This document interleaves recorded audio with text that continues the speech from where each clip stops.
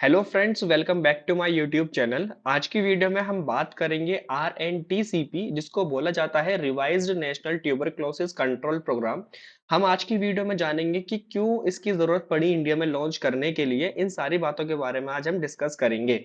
चलो स्टार्ट करते हैं आज की वीडियो। सबसे पहले हम बात करते हैं बेसिकली कि ट्यूबरक्लोसिस होता क्या है, जिसको हम आम भाषा में टीबी बोलते हैं। तो ये बेसिकली एक बैक्टीरियल इन्फेक्शन है, जिस बैक्टीरिया का नाम है माइकोबैक्टीरियम ट्यूबरक्लोसिस। अब अगर हम बात करते हैं ना ट्यूबरक्लोसिस की, तो इसमें दो टाइप से देखने के लिए मिलती है। एक होती है इंट्रा पल्मोनरी, एक होती है एक्स्ट्रा पल्मोनरी। जो इंट्रा पल्मोनरी होती है उसके अंदर लंग्स का इन्वॉल्वमेंट होता है, मतलब इसके अंदर हमारे लंग्स ज्यादा इन्फेक्ट होते हैं। और एक्स्ट्रा पल्मोनरी में लंग्स के अलावा और डिफरेंट पार्ट जो है हमारे बॉडी के वो इन्फेक्ट होते हैं। जैसे इसमें इंटेस्टाइन भी हो सकती है, हमारी बोन्स भी हो सकती है, हमारा ब्रेन भी हो सकता है। इसको हम बोलेंगे एक्स्ट्रा पल्मोनरी टीबी। तो अब ये जो इन्फेक्शन होता है ज्यादातर ये लंग्स में पाया जाता है। ठीक है, मेनली जो केसेस इसके देखने के लिए मिलते हैं हमें, वो लंग्स में देखने के लिए मिलते हैं। और ये जो इन्फेक्शन स्प्रेड होता है, जैसे सपोज करो कोई इन्फेक्टेड पर्सन है, तो वो इन्फेक्टेड पर्सन जब खांसेगा, कफिंग करेगा, स्नीजिंग करेगा, मतलब छींकेगा, तो जो ड्रॉपलेट्स होंगे वो किसी हेल्दी इंडिविजुअल के पास जाएंगे वो ड्रॉपलेट्स। तो उसके अंदर ही ड्रॉपलेट जाने की वजह से जो टीबी होता है उसको होने के भी चांसेस हो जाते हैं। मतलब एक तरीके से तुम सोच सकते हो कि ड्रॉपलेट्स के थ्रू ये जो इन्फेक्शन होता है ये स्प्रेड करता है। अब हम जानेंगे इसका ग्लोबल बर्डन क्या है। देखो, अगर हम बात करते हैं ना प्रोग्राम्स पढ़ने की, तो प्रोग्राम्स में हम ऐसा नहीं पढ़ते कि हमने पहले डिजीज की डेफिनेशन पढ़ ली, इसकी एटियोलॉजी पढ़ ली, एंड देन हम साइन एंड सिम्टम्स पढ़ ले हैं उस पर्टिकुलर डिजीज के, फिर डायग्नोस, फिर ट्रीटमेंट। ऐसा नहीं पढ़ते हैं। जब हम प्रोग्राम पढ़ते हैं तो हम देखते हैं कि जो ग्लोबल बर्डन है उसका, वो किस तरीके से है, फिर हमें उस पूरा ग्लोबल बर्डन को किस तरीके से मैनेज कर रहे हैं। हम इंडिया में रहते हैं तो हम बेसिकली बात करेंगे इंडिया की, कि इंडिया में इस परेशानी से किस तरीके से हमने क्या क्या चीजें इसमें इंप्लीमेंट की, जो इस परेशानी से हम बच पाए। क्लियर हो गई बात? तो सबसे पहले हम जानते हैं ग्लोबल बर्डन क्या है ट्यूबरक्लोसिस का। तो यहाँ पर देखो लिखा है कि 1/4 ऑफ द वर्ल्ड्स पॉपुलेशन में be infected infected with tuberculosis. मतलब पूरे वर्ल्ड में हर 4 में से किसी एक व्यक्ति को ट्यूबरक्लोसिस है। ठीक है। अगर हम देखते हैं कि कितने केस आते हैं हर साल टीबी के, तो 10.6 मिलियन केसेस हर साल हमें टीबी के देखने के लिए मिलते हैं। जो डेथ रेट है वो भी तुम यहाँ देख सकते हो, 3500 पीपल्स जो है डेली अपनी जान गंवाते हैं टीबी की वजह से। और ये जो डेथ रेट है इसका अगर हम बात करते हैं, तो टोटल 1.3 मिलियन डेथ होती हैं हर साल ट्यूबरक्लोसिस की वजह से। तो एक तरीके से ये हमारे पूरे वर्ल्ड की बहुत बड़ी प्रॉब्लम है। ठीक है। अब हम देखते हैं कि इंडिया में ये जो प्रोग्राम था ये कब लॉन्च हुआ। अगर हम बात करते हैं नेशनल ट्यूबरक्लोसिस कंट्रोल प्रोग्राम, जिसे हम एनटीपी भी बोलते हैं, तो ये बहुत पहले लॉन्च हो चुका था। तो इसके ऑब्जेक्टिव्स के ऊपर अब क्वेश्चन नहीं आता है। अब जो क्वेश्चंस पुट अप होते हैं एग्जाम्स में, वो है हमारा revised national tuberculosis control programme पर, जो 1997 में लॉन्च हुआ था। ठीक है। इसके बाद एक प्रोग्राम और लॉन्च हुआ था, नेशनल ट्यूबरक्लोसिस एलिमिनेशन प्रोग्राम। देखो यहाँ पर लिखा है एलिमिनेशन प्रोग्राम, तो इसका मतलब क्या है, जैसे पोलियो अब एलिमिनेट हो चुका है इंडिया से, इंडिया में पोलियो नहीं है, इसी तरीके से 2017 में नेशनल ट्यूबरक्लोसिस एलिमिनेशन प्रोग्राम को लॉन्च किया गया। इसका टारगेट था कि 2025 तक हम टीबी को इरेडिकेट कर देंगे, एलिमिनेट कर देंगे इंडिया से। ठीक है। अब ये गोल अचीव हो पाता है नहीं हो पाता है तो 2025 में ही पता चलेगा। लेकिन ये प्रोग्राम की तुम एक सन याद रखना कि 2017 में इस प्रोग्राम को लॉन्च किया गया था। ठीक है। अब हम इसके कुछ ऑब्जेक्टिव्स जान लेते हैं। जो ऑब्जेक्टिव्स हैं आरएनटीसीपी के, इसमें लॉन्ग टर्म ऑब्जेक्टिव क्या है, to reduce tuberculosis in the community. मतलब जो ट्यूबरक्लोसिस के जो इन्फेक्शन फैल रहा है, हम क्या करेंगे, जाकर लोगों को समझाएंगे कि अगर तुम्हें खांसी आ रही है तुम हैंकी का यूज करो अपने ऊपर, थोड़ा सेपरेट हो जाओ। और जो तुम्हारे बर्तन है, जैसे तुम चाय वगैरह पीते हो, तो उसको थोड़ा सेपरेट कर लो। तो लोगों को क्या करेंगे, हम गाइड करेंगे इन सब चीजों के बारे में जाकर। तो ये इसका लॉन्ग टर्म ऑब्जेक्टिव है।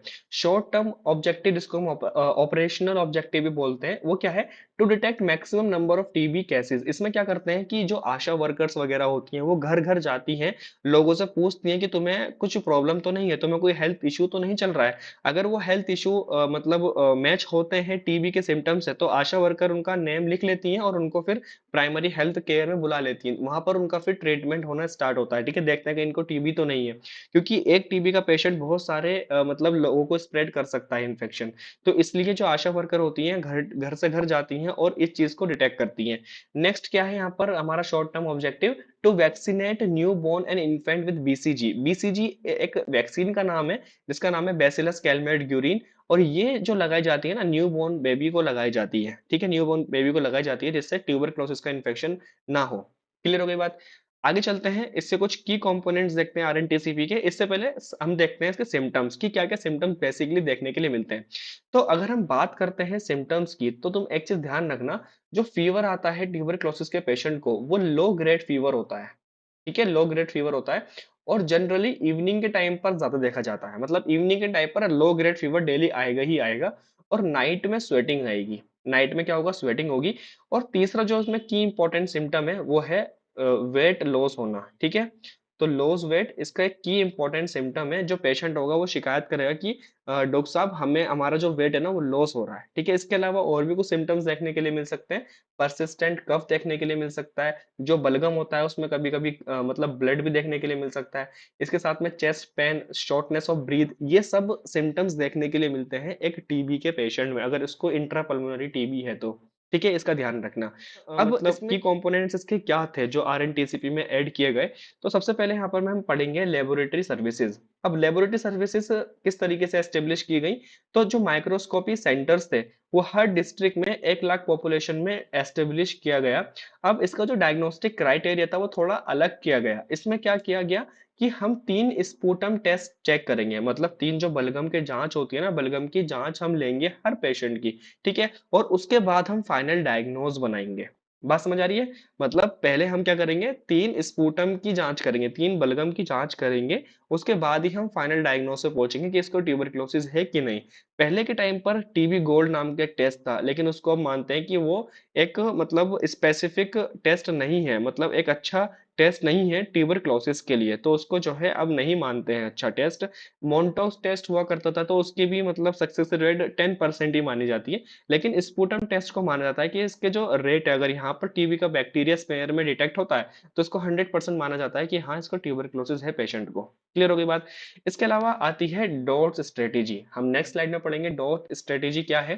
तो डॉट्स स्ट्रेटेजी में सबसे पहले मैं तुम्हें बताता हूँ डायरेक्ट ऑब्जर्व ट्रीटमेंट। तो डायरेक्ट ऑब्जर्व ट्रीटमेंट की जरूरत क्यों पड़ी। तो देखो होता क्या है, जैसे टीबी, किसी पेशेंट को टीबी है, अब जो टीबी वाला पेशेंट होता है तो जब उसको मेडिसिन देते हैं खाने के लिए, तो जो पिल्स होती है ना, तो पिल्स का साइज एक तो पहले से ही बहुत बड़ा होता है, ठीक है, और पिल्स खाने के बाद क्या होता है, पेशेंट को नोजिया होता है, किसी किसी को वोमिटिंग भी हो जाती है, किसी का जो यूरिन होता है ना वो रेड कलर का आ जाता है, ठीक है। तो उसमें क्या होता है, जो पेशेंट होता है ना वो सोचता है कि अब मैं मेडिसिन नहीं खा रहा हूँ, क्योंकि हो सकता है इस मेडिसिन को खाकर मैं बीमार पड़ रहा हूँ, तो पेशेंट ये सोचने लगता है, उसकी सोच बन जाती है ये। तो फिर क्या किया गया, डायरेक्ट ऑब्जर्व ट्रीटमेंट, मतलब पेशेंट को क्लिनिक में बुलाकर उसको अपने सामने, मतलब डॉक्टर के सामने या फिर नर्स के सामने, आशा वर्कर के सामने ही हम क्या करवाते हैं, पेशेंट को मेडिसिन टेक करवाते हैं, मतलब मेडिसिन पेशेंट को देते हैं खाने के लिए। बात समझ आ रही है। तो ये हो गया हमारा डायरेक्ट ऑब्जर्व ट्रीटमेंट।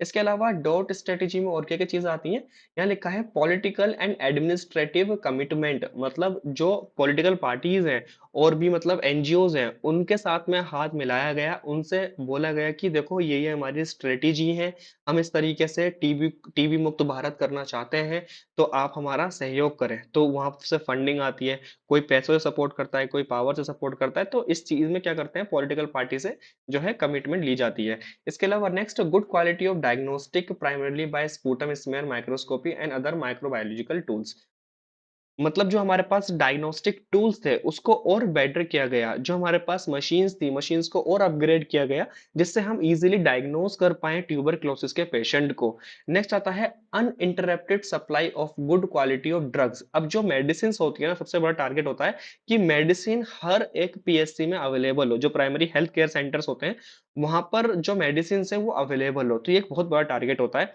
तो जो डॉट स्ट्रेटेजी है इसमें ये चीज भी रखी गई कि जो मेडिसिन है, ऐसा नहीं कि पेशेंट को मेडिसिन कम पड़ जाए, सपोज करो पेशेंट ने 1 महीने तो दवाई खा ली, ठीक है, अब फिर दोबारा आता है वो पीएचसी सेंटर में मेडिसिन लेने के लिए। अब पीएचसी में जो डॉक्टर से वो बोलते कि मेडिसिन तो खत्म हो गई, क्योंकि गवर्नमेंट ने ऊपर से भेजी नहीं हमारे पास, तो हमारे पास मेडिसिन नहीं है, तो होगा क्या, उसका जो ट्रीटमेंट हो रहा था वो बीच में रुक जाएगा, और अगर एक बार ट्रीटमेंट रुक जाता है तो रेजिस्टेंस आने के चांस ज्यादा हो जाते हैं।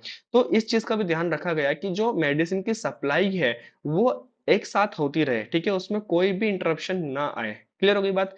इसके बाद नेक्स्ट है सिस्टमैटिक मॉनिटरिंग एंड अकाउंटेबिलिटी। अब जो पेशेंट चल रहे हैं, जो एक्टिव केस हैं, अब उनको क्या करना है, मॉनिटर करना है। मॉनिटर में क्या करना है कि वो जो पेशेंट है वो ठीक से मेडिसिन डेली ले रहा है कि नहीं ले रहा है। ठीक है, सबसे पहली बात ये चीज चेक करनी है। दूसरी चीज चेक करनी है, उसे सिम्टम्स पूछने हैं, तुम्हें क्या क्या सिम्टम्स आ रहे हैं। ठीक है, तो ये सारी चीजें क्या करना है, हमें पेशेंट के अंदर एक मॉनिटर करनी है चीजें। ठीक है, इसके बाद आगे चलते हैं। इम्प्लीमेंटेशन स्ट्रेटेजी क्या थी कि केस डिटेक्शन स्ट्रेटेजी अच्छी करनी, इजीली हम maximum to maximum cases detect कर सकें, फिर उनका ट्रीटमेंट स्टार्ट कर सकें।